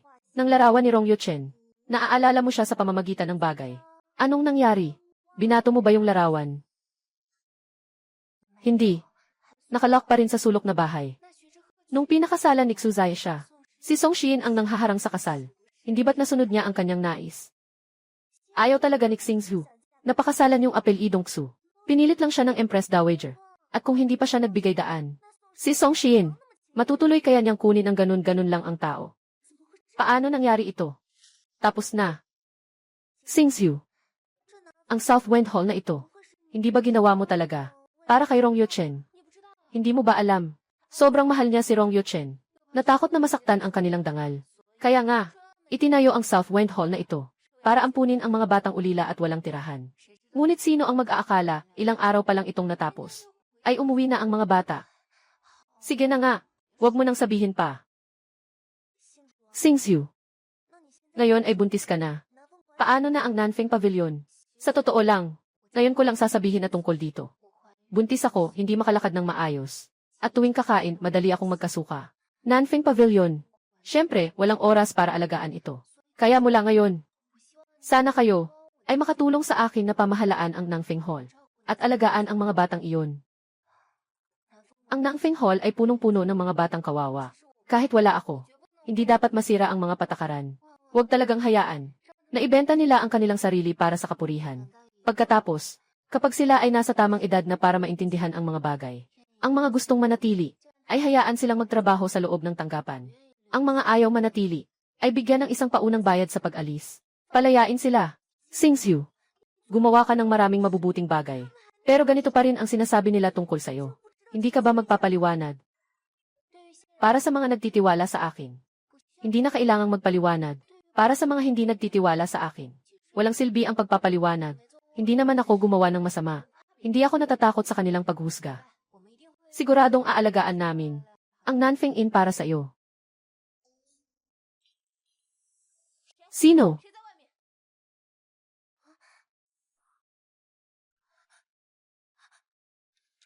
Tapos,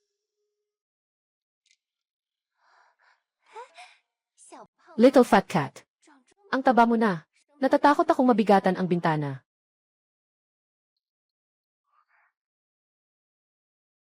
Bakit mo ako sinagip? Alam mo na. Kung malaman niya ako, hindi na ako makakatayo sa harap niya. Mawawalan na ako ng mukha. Ganyan ang ginawa mo. Dahil mahal mo pa ba ako? Chen, sabihin mong gusto mo ako. Pakiusap. Gusto ko lang na hindi ka maging sobrang mapaghinala. Hindi ka ganyan dati. Ako. Akala mo ba na tanga ako? Ako mismo ang nagtulak sa'yo palabas. Sinabi ko sa'yo, ang napakaraming kalokohan. Galit ka ba sa akin? Song Shiin, aaminin ko. Dati ay gusto talaga kita. Minsan pa nga sa panaginip nais kitang pakasalan. Pero iyon ay mga nakaraan na. Ngayon, masaya ako. Ayokong siyang masaktan dahil sa'yo. Dahil dito. Simula ngayon, magkakaroon tayo ng sariling buhay. Ayokong siyang masaktan dahil sa akin. Kung si Luok Xingzhu ay namatay dahil sa akin, na ginamitan ng peking amulet, sinasabi ko kung namatay si Luok Xingzhu, hindi siya mamamatay. Kung siya ay namatay, hindi ako mag-aasawa.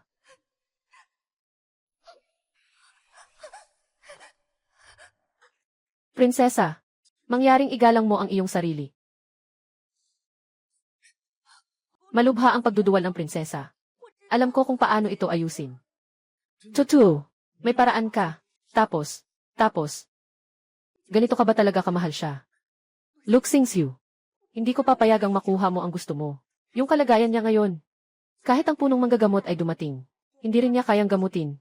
Ang tanging paraan ay ang paghingi ng tulong sa dakilang manggagamot ng lungsod ng hari ng gamot. Seryoso ba ito? Dahil sa akin, hindi ito kaya. Hindi ko siya maaaring sabihin. Naglagay ako ng malakas na lason sa panata ng kaligtasan.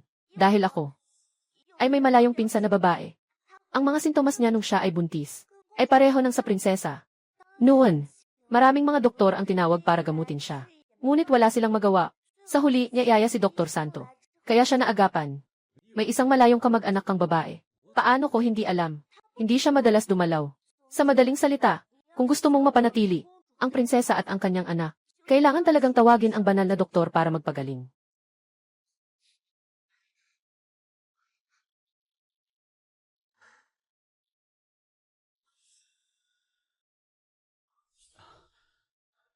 Sa wakas ay nagdesisyon ka ng umuwi. Dapat mo nang pirmahan ang kasunduan ng paghihiwalay.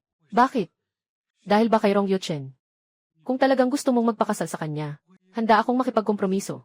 Maging lihim na kasintahan mo. Alam mo, hindi ako makakabalik sa Xumanor. Kahit na itago mo ako sa iyong tahanan bilang prinsesa. Maging isang katulong ay ayos lang. Nandoon ka pa sa aking tahanan. Ano ang iisipin ni Achen? Ngayong gabi lilipat ako sa silid sa silangan. Bukas ng umaga, mag-empak ka na at umuwi sa bahay ni Xu.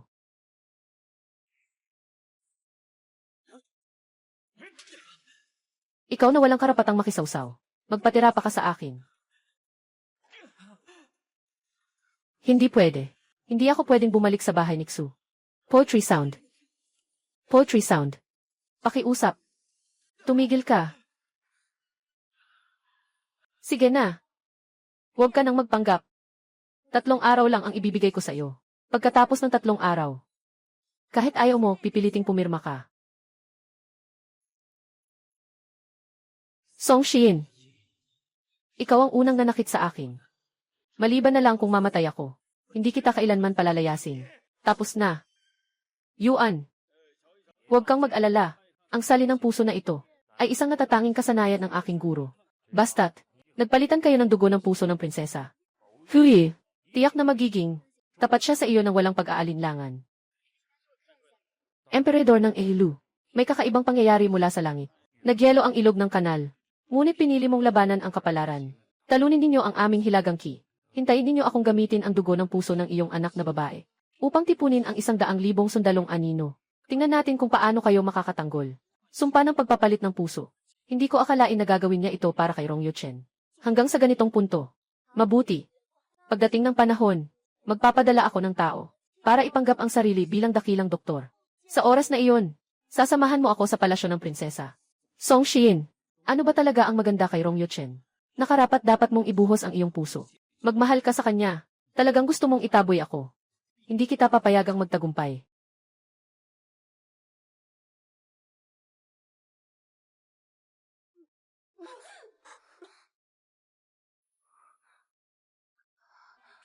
Impossible ito. Chen, mamamatay na ba ako? Hindi naman. Sobrang nasisiyahan lang. Walang malala. Maniwala ka sa akin. Nandito ako. Tinitiyak kong hindi ka magkakaroon ng problema sa buong buhay mo. Sa madaling salita, kung talagang gusto mong mapanatili ang prinsesa at ang kanyang anak, kailangan mong imbitahan ang pinakamagaling na doktor upang magpagaling. Aalis ako. Babalik agad. Yuan. Tapos. Yuan.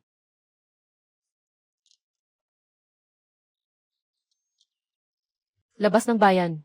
Ihanda ang mga kabayo. Huwag, Ginoo, ano po ang inyong gagawin? Pupunta po sa lambak ng hari ng gamot. Ang lambak ng hari ng gamot ay malayo sa Shengjing. 4 na araw ang biyahe pabalik-balik. Kung hindi po, ipapadala ko po ang iba. Hindi na po kailangan. Hindi ako kampante na magpadala lang ng tao. Hanapin mo para sa akin. Isang kabayo na pinakamabilis tumakbo. Mas mabilis, mas mabuti. Xingzhu, gagalingin kita.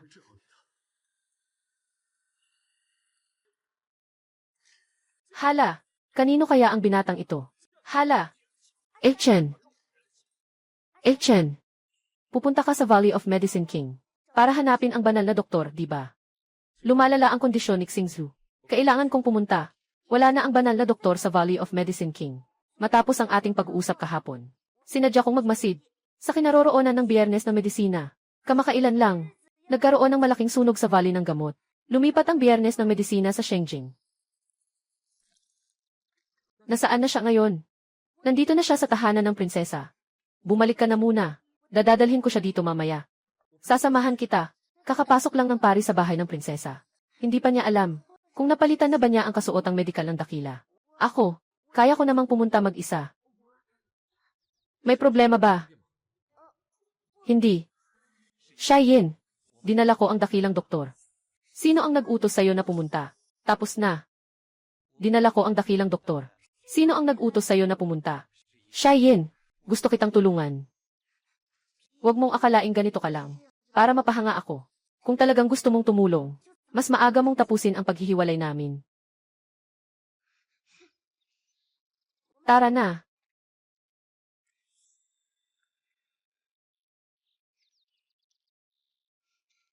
Huwag nating hayaang sirain niya ang malaking bagay ko. Maghintay ka lang sa labas. Walang pahintulot ko. Bawal pumasok. Song Xian, isang beses ka lang magiging mayabang. Papatunayan ko sa'yo. Kumain ka sa lupa at humingi ng tawad sa akin. Prinsesa, ito ang dakilang doktor mula sa lembah ng hari ng gamot. Nandyan siya. Siguradong gagaling ka. Makikita ang prinsesa. Mamangha. Agad na gagamutin ang prinsesa. Bakit ka nandito? Ang kalagayan ng prinsesa ay espesyal. Kailangan ng malusog na katawan ng babae bilang sanggunian. Para magamot. Pwede ba akong magpadala ng alipin kong babae? Hindi pwede. Mahalaga ang kapalaran ng prinsesa. Kailangan gamitin ang kapalaran ng dalagang prinsesa bilang batayan. Para siguradong walang pagkakamali. Napakabait ni Song Xian. Bayaw, halika dito, samahan mo ako. Sandali lang. Prinsesa, ikaw ay may napakataas na yin na katawan. Sa'yo ang masiglang yang energy. Ang energy na ito ng yin at yang. Nagkakasalungatan. Baka mapahamak ang prinsesa. Hindi maganda yan. Yung mga bagay na hindi malinaw kung tama o mali. Huwag kang mag-alala. Nandito lang ako sa labas. Kung may kailangan, tawagin mo lang ako.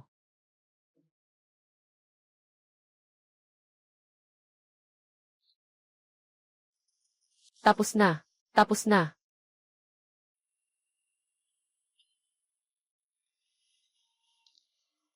Ang prinsesa ay may napakababanghin na katawan. Kung nandyan ka, sobra ang yangki. Hindi ito makakatulong sa kanyang paggaling.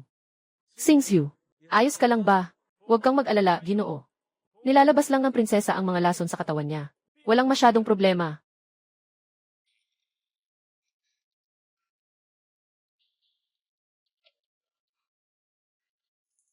Nagsimula ang kaguluhan. Nahati ang daan sa yin at yang. Nasa kanilang lugar ang mga Diyos. Lahat ng bagay ay hindi tiyak.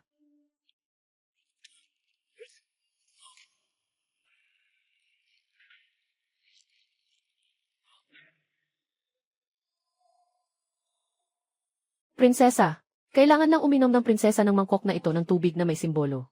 Maaari na kayong maging payapa. Hindi ka ba ang dakilang doktor? Bakit gamit mo ang mga bagay mula sa Daoism? Ang dahilan kung bakit ako tinatawag na dakilang doktor ay dahil hindi ako nakatali sa isang paaralan. Nangongolekta ako ng mga pinakamahusay na kasanayan. Ang mga simbolo at ritual ng Daoism ay tama para gamutin ang sakit na sobrang pagbubuntis ng prinsesa. Naghahanap ka rin, di ba? Marami na bang doktor ang nakapunta dito? Pare-pareho lang ba ang mga gamot na binibigay? Walang epekto kahit kaunti. Amoy ito ng konti. Pagkatapos mong sumuka, pakiramdam mo ba mas okay na? Totoo naman. Yung pag-ubo mo kanina. Pakiramdam ko ay nababawasan ang bara sa dibdib. Unti-unting nawawala. Kailangang gumaling agad. Hindi na dapat ikabahala pa ni Achen. Nakakapanis ang amoy na ito sa pandama. Kaya naman komportable ka. Dakilang Emperador Luo, hindi mo akalain na ang iyong pinakamamahal na anak na babae mababaon ito sa aking mga kamay. Hintayin kong gamitin ang kanyang dugo para magtipon ng 10,000 mga anino. Kayo sa Daang Luo, maghintay na lang kayong malugmok ang bansa.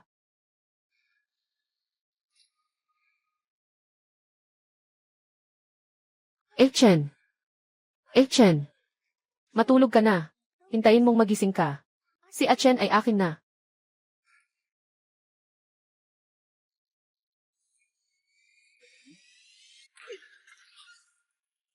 Tapos na.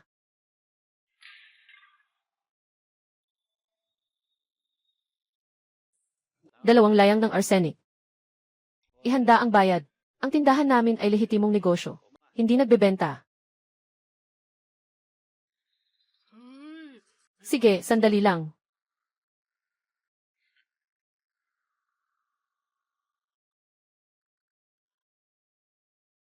Huwag mong sabihing bumili ka dito.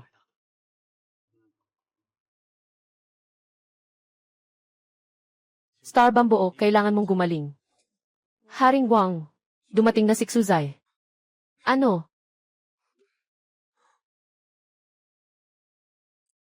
Sinasabi mong malubha ang morning sickness ng prinsesa dahil sa palaso ng kaligtasan. Nanilaro ng iba. Tama. Noong araw, nasa pintuan ako ng templo. Nakita ko ng personal. Si Song Xian. Binilhan ng pera ang maliit na monghe para lagyan ng gamot ang amulet. Palagi suot ng prinsesa ang bagay na ito. Pagdating ng araw ng panganganak, hindi lang ang buhay ng bata ang nakasalalay. Kanya-kanyang buhay iyon. Hindi rin sigurado na mapapanatili niya ito. Bakit mo pa ako sinabihan ng mga ito? Bilang isang prinsesa ng lalawigan, tinuturing niya akong walang halaga. Pinapahiya niya ako ng paulit-ulit. Ngunit kung siya ay dahil sa inaakusahan ng pagtatangka sa buhay ng prinsesa, at nakuha niya ang posisyon ng prinsesa, kaya bagay kami. Si Song Xian ay may masamang balak sa prinsesa. Ngayon ang tungkol kay Xingzhu. Hindi maganda.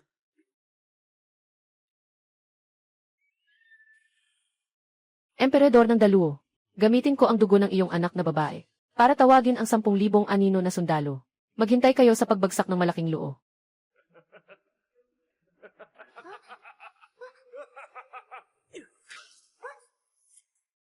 Kunin silang lahat. Yuan. Wala na. Yuan. Chen. Ano ang ginagawa mo? Song Xian. Xuzai. Sinabi na sa akin ang lahat. Ang pouch ng amoy ni Xingzhu ay ikaw ang naglagay ng lason. Ano pa ang maaari mong sabihin? Xuzai. Nangahas ka pang magtaksil sa akin. Xiayin. Alam mo na. Ayaw kong bumalik sa bahay ni Xu. Pero ito lang ang paraan na manatili ako sa tabi mo. Ang tanging paraan. Sundan mo ako pa uwi. Magiging mag-asawa tayo na karaniwan. Hindi ba maganda? Nangarap ka lang. Kahit na inalis ang katayuan ng prinsesa, ako pa rin ang anak ng Prinsipe Rui. Niloko mo ako. Gusto mo pang maging asawa ko. Si Achen lamang ang karapat-dapat na maging asawa ko. Pasensya na. Ang mga tunay na anak ng mga mangangalakal ay hindi karapat-dapat sa prinsesa. Hindi. Ikaw ngayon. Sapat na. Akala ko ay may pagsisisi ka. Hindi ko inasahan na ganito kabagsik ang isip mo. Gusto ko lang sanang maibalik ka. Maliban sa paglalagay ng lason, hindi na ako gumawa ulit. Pasensya na sa ginawa ko sa iyo. Sino ang nagsabi? Hayaan mong kunin ang dugo ng puso ng prinsesa. Ang nagdulot sa prinsesa na mawalan ng malay. Hindi ba ikaw? Ikaw? Hindi. Nakakoma. Walang dahilan para tumingin. Hindi na siya magigising. Tanging ako lamang ang makakapagligtas sa kanya. Kung may alam ka, palayain mo ako agad. Magandang pagkain at inumin. Baka sakaling, nang masaya ako, maaari kitang turuan ng isang paraan ng paggaling. Ikaw, kung hindi, maghihintay ka na lang na kunin ang kanyang labi. Binabantaan mo ako. Mga tao, i-lock siya at bigyan ng mabigat na parusa. Ikulong siya hanggang sabihin niyang tapos na.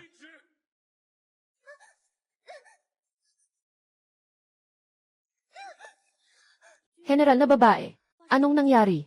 Bakit napalibutan ang bahay ng general na babae? Dahil sa mababangis na taong ito, kahit ang hari, kung talagang bawiin ang titulo ko, hindi ako sasama sa'yo. Magpatuloy ka na lang sa pagkaloko mo. Talaga. Alam mo ba, na ang muksong iyon ay isang tao mula sa Northern Key. Kahit na nakuha niya ang dugo ng prinsesa sa kanyang puso. Pero siya rin, hindi gagawa ng panghula para palitan ang puso mo. Kung sakaling siya ay magbanta, ikaw ang nagkasala ng pagtataksil sa dayuhan. Dumating na si Prinsipe Rui. Hindi rin niya sigurado kung mapoprotektahan ka. Ano? Tapos na. Tapos na. Hindi pwede. Anong hindi pwede? Habang nagpapalit ng damit, nakita ko sa batok ng pari ang totoo ng mga tao mula sa Hilagang Key. Kung totoong sumuko siya, hindi ba ako mawawala ang buhay ko? Ahe. May paraan ka ba para iligtas ako, di ba? Nangangako ako. Basta mailigtas mo ako. Ayos lang sa akin na makasama ka. Sana ganito na lang agad. Sayang ang pera para sa yelo. Huwag kang mag-alala. Nakapagbayad na ako. Sa mga gwardiya ng prinsesa. Sila na ang bahala doon. Kamusta? Nakuha ba ng tao iyon? Yung tao. Patay na. Patay na. Hindi ba't sinabi kong huwag mo siyang patayin? Mukhang masyadong mabigat ang ginawa ng mga gwardiya. Kaya nga napatay ang mandaraya sa mundo ng mga mandirigma. Pinatay siya. Dalhin mo ang taong iyon. Kumain. Ikaw ba ang pumatay sa kanya? Hindi po. Hindi ko inaasahan na siya ay madaling mapinsala. Nag-aalala lang ako. Sa kaligtasan ng prinsesa, gusto kong malaman agad kung paano maililigtas ang prinsesa. Sabi sa prinsipe, nagsisinungaling siya. Pinapalayas niya kami. Sabi niya ay gusto niyang tanungin ng mag-isa. Di nagtagal, wala na ang tao. Nawala na siya. Ano ba talaga ang nangyari? Nakarating na ang hari. Tapos na. Tapos na. Wakas. Dr. Zhang, dalhin mo na kay Zhuer. Ano ang ginagawa dito? Ang taong ito, ang tunay na salarin na nagdulot ng pagkahimatay ng prinsesa. Nasa proseso akong nagtatanong sa kanya. Ano na ang nakuha mo? Wala pa. Dalhin siya para sa karagdagang pagtatanong. Huwag hayaang maapektuhan ang paggamot ng pinuno ng medikal. Sandali lang. Ang prinsesa at ang prinsipe. Paano kaya alam ng kanyang kamahalan? Bakit bigla niyang binanggit ang prinsipe? Hindi ba't alam na niya ang tungkol dito? Huwag mag-alala, mahal na Ginoo. Nagpadala na ako ng tao sa paligid ng tahanan ng prinsesa. Naghihintay lang ako ng iyong utos. Si Shiin na batang ito, ako mismo ang nakakita sa kanyang paglaki. Hindi ko inakala na magiging ganito siya ngayon. Sobra akong nagpapaligaya sa kanya. Sa tingin ko, hindi na niya kailangang maging prinsesa ng lalawigan muli. Ano? Kahit ang prinsesa ng lungsod ay naparusahan na. Paano naman ang general? Panginoon, patawarin niyo po kami. Lahat kami ay pinilit lang ng general na ito. Yung manlilin lang sa mundo ay taga North Key. Ano? Taga North Key. Tao. Narito. Dalhin agad ang prinsesa at ang prinsipe. CJ.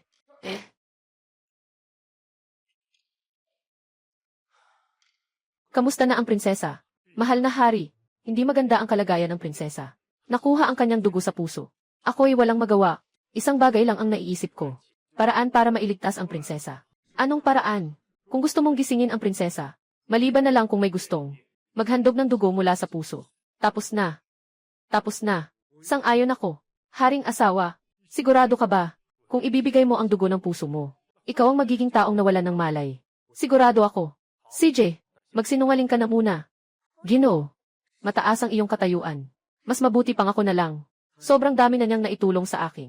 Tungkol dito, mas mabuti pang ako na lang ang gumawa. CJ, hindi ka talaga bibiguin bilang bayaw ko. Huwag kang mag-alala. Hindi ko pababayaan ang pamilya mo. Dr. Zhang, simulan mo na. Anong oras na ito? May panahon ka pa para uminom. Ano ang nagmamadali? Yung matandang monghe. Siguradong mamamatay. Noong nakaraan, nagpakasal tayong dalawa. Inisip mo ang nararamdaman ni Yucheng. Hindi mo ako pinainom ng sabaw ng kasal. Ngayon, gusto kong ituwid iyon. Nangako ka sa akin dati, na mamumuhay tayo ng maayos. Nakalimutan mo na ba? Siyempre, hindi.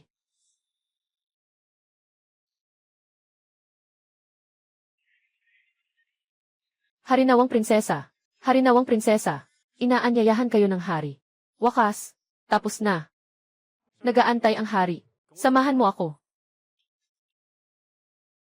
Paano nangyari ito? Hindi mo ba sinabi? Napapatayin mo yung monghe. Impossible yun. Ako ay malinaw na. Taoist ay patay na, walang duda. Pero hindi siya ang nagbenta sa'yo. Paano nangyari? Binigyan ko siya ng 50 layang ng snowflake silver. Xuzai. Hindi ko dapat pinagkatiwalaan ka. Anong gagawin ko? Tapos na ako.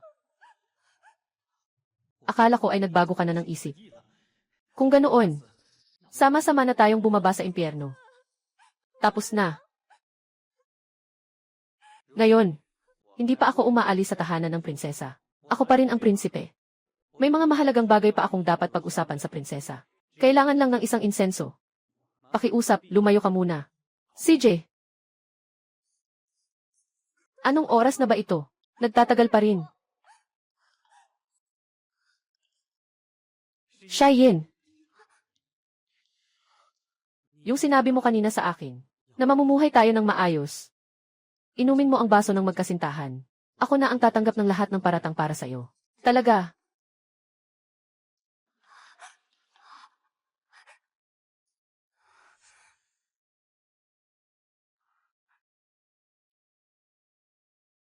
Prinsesa. Si Huwes ay nag-alay ng kanyang puso para sa prinsesa. Nagbigay ng kanyang dugo. Nabulag sa pagkakahilo. Gusto mong pumunta agad tingnan. Ano? Tara.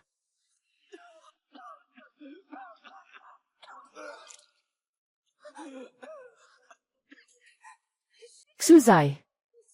Nilason mo ang alak. Napakasama ng puso mo. Bakit hindi ka uminom ng alak? Bakit hindi ka uminom ng alak?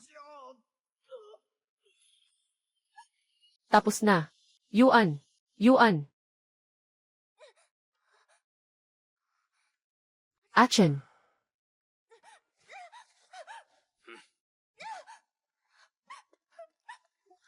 Achen. Achen.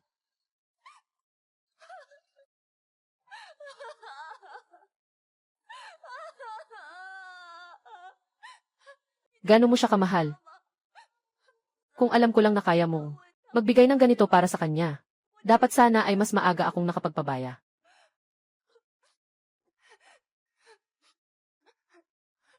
Doktor. Pakiusap, tulungan mo siya. Tulungan mo siya, prinsesa.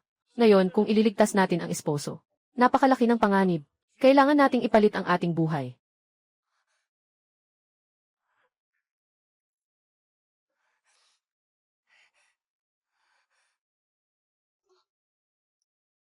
Handa akong ipalit ang buhay.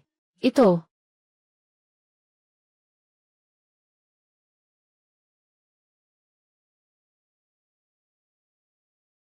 Uncle Juan. Marami na akong nagawang mali noon. Nasaktan ko ang prinsesa. Alam kong hindi mo ako madaling mapatawad. Ayaw mo rin namang ang magiging huli niyang buhay. Maligaya ka ba? Shin, naiisip mo ba ng mabuti? Naisip ko na ng mabuti.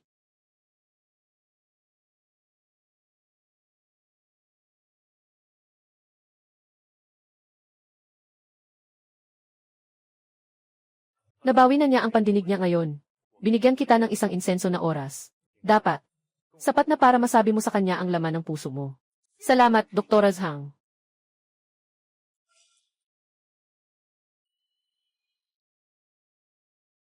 Achen. Sa buong buhay ko, marami na akong nagawang mali. Kung may pagkakataon lang sanang balikan ang oras. Siguradong hindi kita bibigin. Patawarin mo ba ako?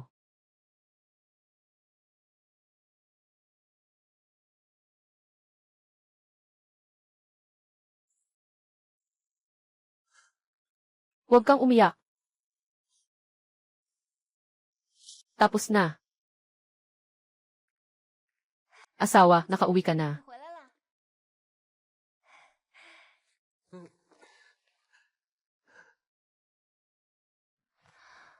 Sabi nga, matagal na rin.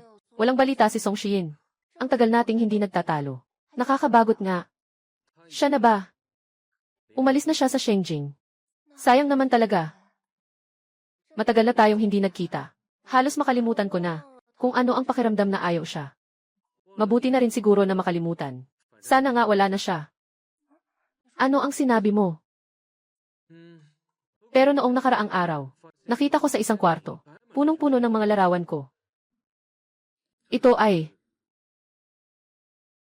Star Bamboo. Naalala ko na noong panahon, nagmalaki ka pa na nakapinta ka ng isang buong silid. Ng mga larawan ni Rong Yuchen, naglalaro sa isip at puso. Nileft mo ba ang mga larawan na iyon? 你扔了没有？ Wala. Nakalock pa sa sulok ng kwarto.